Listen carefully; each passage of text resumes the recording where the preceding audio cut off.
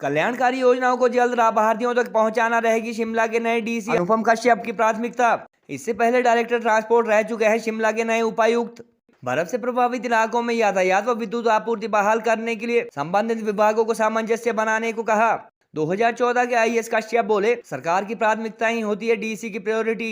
हिमाचल की राजधानी शिमला के नए उपायुक्त अनुपम कश्यप ने कहा कि सरकार की जन कल्याणकारी योजनाओं को जल्द से जल्द लाभार्थियों तक पहुंचाना उनकी प्राथमिकता रहेगी। उन्होंने कहा कि गवर्नमेंट की प्रायोरिटी ही डीसी की प्राथमिकता होती है, इसलिए सरकारी नीतियों तथा योजनाओं को तय अवधि में वास्तविक लाभार्थियों तक पहुंचाने के लिए वह भरसक प्रयास करेंगे। शिमला के बर्फ से प्रभावित इलाकों में जल्द यातायात व विद्युत आपूर्ति बहाल करने के लिए उन्होंने सभी विभागों को कोऑर्डिनेशन के साथ काम करने को कहा। उन्होंने कहा कि शिमला सिटी में हालांकि बर्फ से कोई भी सड़क पूरी तरह बंद नहीं है, मगर बर्फ के चलते कुछ जगह रोड स्लिपरी है और ऐसे स्थानों पर चालकों को विशेष सतर्कता बरतने की जरूरत है। उन्होंने लोगों से आग्रह किया कि जरूरी काम होने पर ही बर्फीली सड़कों पर निकले और इससे पहले यह सुनिश्चित कर ले कि गाड़ी टेक्निकली ठीक है। परिवहन विभाग के निदेशक से पहले भी 2014 के आईएएस अनुपम कश्यप कई महत्वपूर्ण पदों पर रह चुके हैं। जहाँ तक प्राथमिकता की बात है और शिमला ज़िले की बात है, तो मैं यहाँ पर स्पष्ट करना चाहता हूँ कि एक उपायुक्त की प्राथमिकता मुख्य रूप से वही प्राथमिकता होती है जो सरकार की प्राथमिकता होती हैं।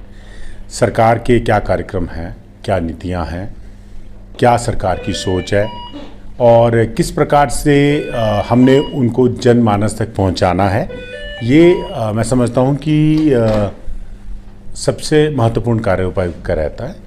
और यही सोच को लेकर के हमारी पूरे जो ज़िला प्रशासन की टीम है वो जो है वो आगे बढ़ेगी।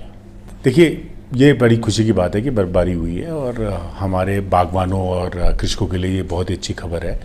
और पर्यटकों के मापदंडों के हिसाब से भी अगर हम बात करें तो सभी को ये अपेक्षा रहती है कि शिमला में बर्फ़ पड़े और लोग घूमने के लिए यहाँ आएँ। तो सबको मिला जुला करके ये हम सबके लिए अच्छी खबर है। और इसके लिए ज़िला प्रशासन पूरी तरह से पुलिस और अन्य विभागों के साथ एक अच्छा समन्वय बनाकर जो है वो सारी जितनी भी हमारी सड़कें हैं उसको खुला रखने का पूरा प्रयास कर रहा है और किसी भी प्रकार की कोई दुर्घटना ना हो, इस चीज़ को भी इंश्योर करने की हम लोग पूरी कोशिश कर रहे हैं। लोगों से ये निवेदन मेरा आपके माध्यम से भी रहेगा कि अनावश्यक अगर कोई विशेष काम नहीं है तो फिर थोड़ा सा संयम रखें और थोड़ा सा अपनी यात्रा को बहुत ही अधिक आवश्यक ना हो तो उसको टालने की भी कोशिश करें, क्योंकि थोड़े से समय की बात होती है कि सुरक्षा के मापदंडों को देखना हमारी बहुत प्राथमिकता है।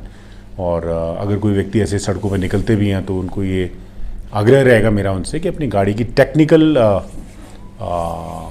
फिजिबिलिटी को अच्छी तरह से जांच लें कि मार्गों को खोलने के लिए हमारी पूरी टीमें मुस्तैदी से जो लगी हुई हैं।